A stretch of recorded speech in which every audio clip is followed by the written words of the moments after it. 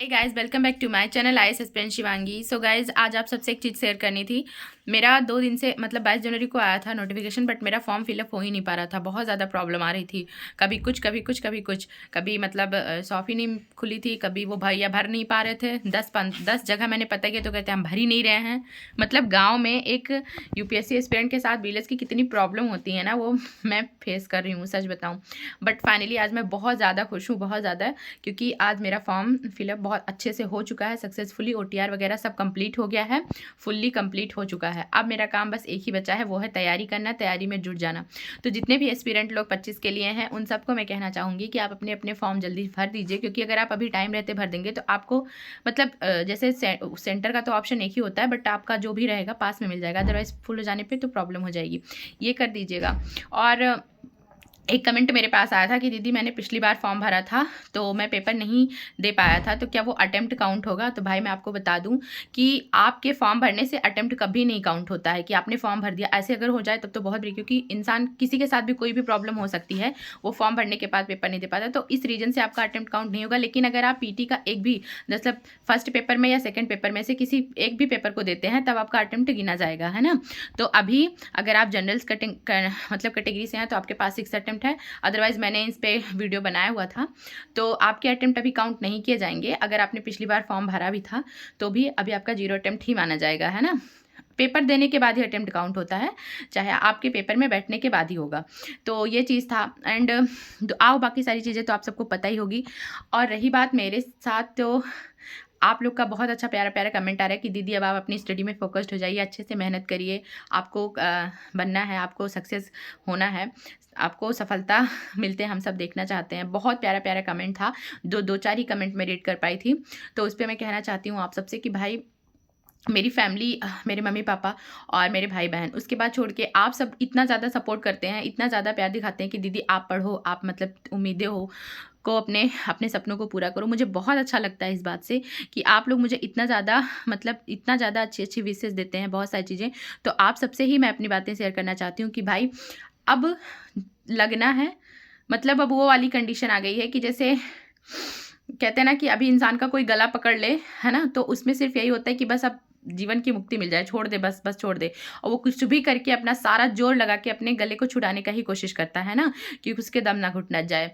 तो वही मैं आप सबसे कहना चाहती हूँ कि अब जो है ना, वो सिर्फ यही है कि मतलब आपका सबसे ज़्यादा फोकस्ड क्या होना चाहिए वो हर एस्पिरेंट को पता है ना। क्योंकि अब जैसे सारा जोर हम एक जगह पे लगा देते हैं जब हमारे जान की बात आती है, तो वैसे आप फुल्ली कंसंट्रेट होकर आपको एक ही तरफ लगना पड़ेगा। वो होगा आपकी ये जर्नी, ये 3 महीने की जर्नी। आप जैसा रखेंगे ना, जैसी चीज़ें आप करेंगे, वो उसी का आपको रिजल्ट मिलेगा।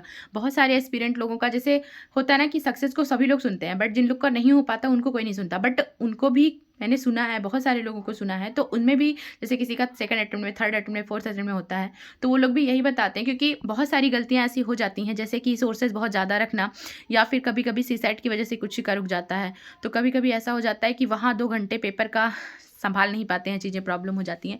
तो बहुत सारे लोगों का एक्सपीरियंस लेने से यही होता है कि कहते हैं ना कि आप दूसरों की गलतियों से सीखो, राइट। क्योंकि अगर खुद की गलतियों से सीखने जाता है इंसान का, तो ये जो ज़िंदगी है ना वो बहुत कम पड़ जाएगी।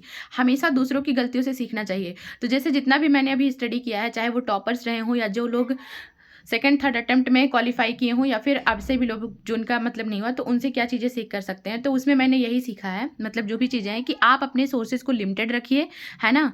एक चीज़ को जितना अभी तक आपने जो बुक फॉलो किया है, जो चीज़ें फॉलो की हैं, किसी कोचिंग के नोट्स फॉलो किए हैं, किसी कुछ मतलब खुद का स्टैंडर्ड बुक फॉलो किया है, जो भी खुद के नोट्स हैं, जो भी फॉलो किया है, वही बार बार रिवाइज करें।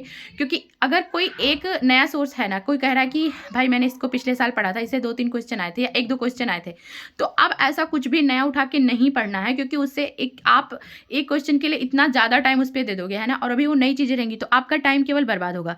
तो जो 1-2 क्वेश्चन नहीं आते, मुझे लग सकता है सबसे नहीं आते हैं, तो अगर आपने एक बुक अच्छे से पढ़ा है, तो अगर आपके क्वेश्चन आने होंगे तो उसी से आएंगे, उससे आ जाएंगे, है ना। और अगर नहीं आने होंगे तो एक क्वेश्चन से, तो वैसे भी मतलब एक क्वेश्चन के लिए किसी नए कंटेंट में आप अभी से मत लग जाओ। मेरे कुल मिला के कहने का मतलब ये है ना। तो और ख़ास करके अब इंपॉर्टेंट टॉपिक भी देखते जाइए कि कितना इंपॉर्टेंट टॉपिक कौन सा हो रहा है। जैसे कि मैंने पहले भी कहा था कि पीवाईक्यू जब एनालिसिस करते रहिए, उससे आपको पता चलेगा। तो गाइज़ सारी चीज़ें मैं एक-एक करके शेयर करती रहूँगी, ऐसी बात नहीं है। और चीज़ों को मैंने पहले सोच लिया था कि मतलब पीटी से कुछ दिन पहले मैं कैसे अपनी स्टडी, कैसे सब कुछ मैनेज करूँगी। तो उन सब चीज़ों के बारे में मैं आप सबसे कल बात करूँगी। अब बस मैं यही कहना चाहूँगी कि इस टाइम पे क्या पढ़ना है, कैसे पढ़ना है, इससे ज़्यादा ज़रूरी आप ये भी रखिए दिमाग में कि क्या नहीं पढ़ना है। जैसे आपका ये हट जाएगा कि क्या नहीं पढ़ना है ना, तो तुरंत आपका ये आ जाएगा कि क्या पढ़ना है और कैसे पढ़ना है। बार-बार चीज़ों को रिकॉल करिए, बार-बार रिवाइज़ करिए, अच्छे से फ़ोकस्ड रहिए, खुद को हैप्पी रखिए, खुद को जितना पॉज़िटिव आप रखेंगे, जितना पॉज़िटिव सोचेंगे उतना ही पॉज़िटिव होगा, है ना? और 1 मिनट भी जो आपके इस टाइम पे आपके पास में नेगेटिविटी फैलाएँ, जो नेगेटिव बोलें, नेगेटिव चीज़ें करें, उनको अपने आप से दूर कर दीजिए, चाहे वो जितने भी क्लोज़ हों, रिलेटिव हों, फ्रेंड्स हों, कुछ भी, कोई भी क्यों ना हो, है ना? जो आपसे आपको, है ना, पॉजिटिव वाइब जिससे आए, आपके पेरेंट्स, आपके मम्मी-पापा, खुद को हमेशा पॉजिटिव रखिए। और हाँ, आप दिन-रात एक कर दीजिए गाइज़। तो जितने भी लोग 25 में प्रीलिम्स देने वाले हैं, सभी को मैं ऑल द बेस्ट कहना चाहती हूँ। आप सब लग जाइए और हम भी लगते हैं। तो आज का यही वीडियो रहा। मतलब मैं बहुत ज़्यादा परेशान थी अपनी फॉर्म को लेकर, बट फाइनली सब कुछ हो चुका है। अच्छे से मतलब प्रिंट आउट वगैरह मैं ले आई हूँ। तो मेरा ये टेंशन दूर हो गया है। अब बस स्टडी करनी है और बहुत अच्छे से करनी है। तो आप सब जो इतना प्यारा-प्यारा कमेंट करते हैं, इतना ज़्यादा प्यार देते हैं, उसके लिए आप सभी का दिल से धन्यवाद। और बाकी मेरी वीडियो को लाइक करिएगा, चैनल जितने भी लोग नए हैं चैनल को सब्सक्राइब ज़रूर करिएगा एंड अपने विशेष को ऐसे ही बनाए रखिएगा मेरे ऊपर। ठीक है गाइज़, फिर मिलते हैं नेक्स्ट ब्लॉग में।